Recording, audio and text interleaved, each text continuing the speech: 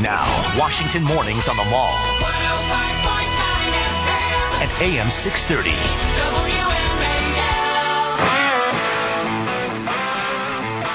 It's 8:37 on WMAL.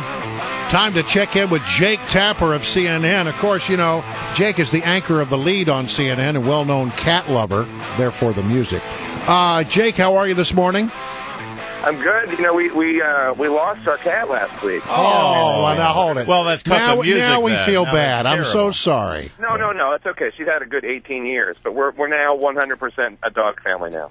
Well done, sir. Well, you know, I am sorry because I would not have made light of the situation. No. Honestly, she had a better life than most people. It's fine. And hence our problem with most cats. That's but let's right. move on. That's right. Okay, so look, we want to talk about the VA situation because I know this is a story that you've been following and that you care deeply about the men and women who have served this country. So Secretary Shinseki says that, well, he's upset about this. In fact, he's mad. Any allegation, any adverse incident like this makes me mad as hell. And then we heard over the weekend that the White House Chief of Staff says the president, well, he's madder than hell. The president is madder than hell. And I've got the scars to prove it, given the briefings that I've given the president, the conversations that he and Rick and I have had on these matters. But at the same time that we're looking at accountability, we want to continue to perform to provide our veterans the services that they have earned. All right. And yet, though, we hear that the Justice Department, at least initially, is not going to take any action against these people who allowed 40 veterans to die in Phoenix. Any thoughts? Well, I mean, I think we had McDonough on our show on Thursday before. I think you were just playing his interview with Major Garrett of CBS. And he said similar things to me on Thursday. Look, I think that there are serious structural and systemic problems at the VA. First of all, let me just say, and my mom used to work for the VA. It is, generally speaking, a lot of medical providers and people who care deeply about veterans working for not a lot of money, in very bad hours. So it's not a question of of the 300,000 or so employees of the VA system, are they bad people? They're not. But there are systematic problems. There are questions about accountability.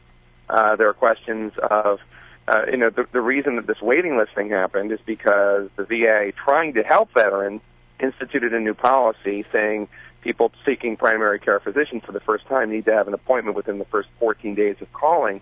And that's when this fake list was created because the VA could not, at least in Phoenix and other places, could not meet that requirement.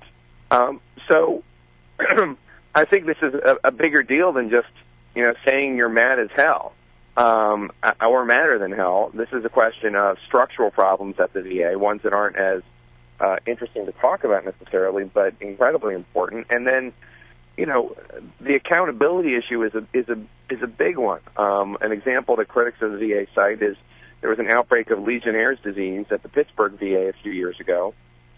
5 or 6 veterans died as a result of that outbreak. And the person in charge of the hospital, she was given a glowing recommendation, glowing job evaluation that didn't even mention the outbreak, and the person in charge of her was given a bonus. This is after an outbreak of Legionnaire's disease that cost 5 or 6 veterans their lives. So, I mean, there's example after example like that of accountability issues at the VA, and I think there are questions, and I'm not calling for Rick Shinseki to step down, but I think there are questions as to whether or not, after 6 years of his leadership, if he is able to make the changes that need to be made, even though he has done a number of other great things for veterans. Yeah, and Jake Tapper, you bring up the issue of the Legionnaire's disease, and of course the issue in Phoenix, as so many people know about this. This really is about it seems on the surface when you look at the reports that these are some hospital administrators who are, as you said, completely unaccountable and still getting bonuses. One of the things about this scandal in Phoenix is they were wiping the records clean and keeping 2 sets of books so the hospital administrators could still get performance bonuses for keeping those wait times down. I think what makes people angry is this is just the sort of thing that the Obama administration would point to as reasons for health care reform. If these were in the private sector, these hospital administrators, they'd be demonized. And yet people look at the VA and they think, oh my gosh, this is government-run health care for our vets, the people who deserve it most. What does this mean to my health care as the government gets more involved?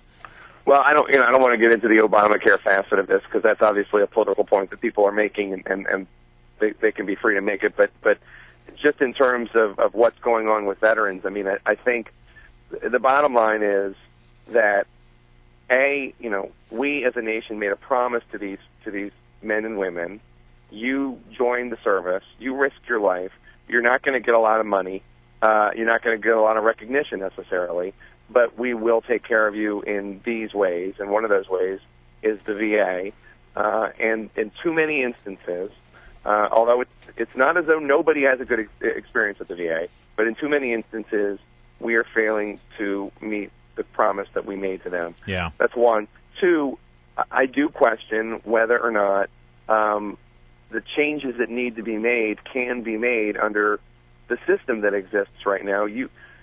Obviously, when you have a fake list, you are not being willing to say to your bosses, we cannot make this requirement. We cannot meet this. Now, since 2006, the VA has hired about 100,000 new employees to meet the demand of all the 2.6 million veterans we have of the post 9/11 wars, Iraq and Afghanistan and elsewhere. And I don't know enough about it, but of those 100,000, how many of them are medical personnel? How many of them are clerks? How many of them are directly improving the lives of veterans, and how many of them are not? Because it's not necessarily a question of needing to hire new employees. It's a question of which employees are being hired. Real quick question on Benghazi. We got about 30, 40 seconds left here. Look, Dianne Feinstein says, look, this is a lynch mob. This select committee on Capitol Hill is going to ask questions. I notice, Chuck Todd, I won't hold you responsible for the sins of Chuck Todd, but he says, look, we have all the answers. Do you agree? Are there answers still to be gotten here? I still don't know. And, as you know, I was covering Benghazi from that night on. And you can look at the transcripts of September 14th, 2012, and I was asking Carney about this at the briefing. Yeah. I still don't know why the security requests made by people on the ground in Libya, diplomatic and security personnel, why they weren't being met. I still don't know.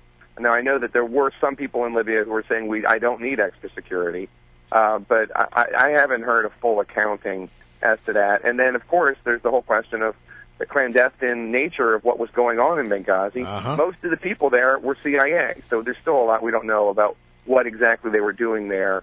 So, no, I don't have all the answers to all my questions now. All right. Jake Tapper, always a pleasure. Thank you so much. Thanks, guys. Thanks, Jake.